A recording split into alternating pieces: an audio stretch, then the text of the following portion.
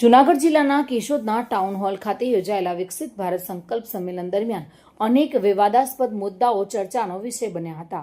કાર્યક્રમમાં ઉપસ્થિત મહાનુભાવો સમક્ષ કેશોદમાં ચાલી રહેલા કથિત પ્રોક્ષીરાજ અંગે મીડિયા દ્વારા પ્રશ્નો પૂછવામાં આવે તે પહેલા જ કાર્યક્રમના અધ્યક્ષ ડોક્ટર પ્રદ્યુમન વાજા આશરે 30 મિનિટ સુધી ફોટો સેશન અને બંધ બારણે બેઠકમાં વ્યસ્ત હતા. ત્યારબાદ તેઓ મીડિયા સાથે કોઈપણ પ્રકારની વાતચીત કર્યા વિના સ્થળ છોડીને નીકળી ગયા હોવાના આક્ષેપો સામે આવી રહ્યા છે.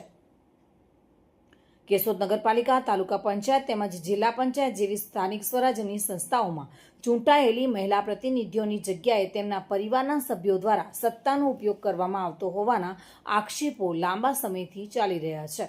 એક જ મહિલા પ્રતિનિધિના નામે 3 પુરુષ પ્રતિનિધિઓ વહીવટી નિર્ણયો લેતા હોવાના મુદ્દે સ્થાનિક સ્તરે ભારે ચર્ચા જોવા મળી રહી છે.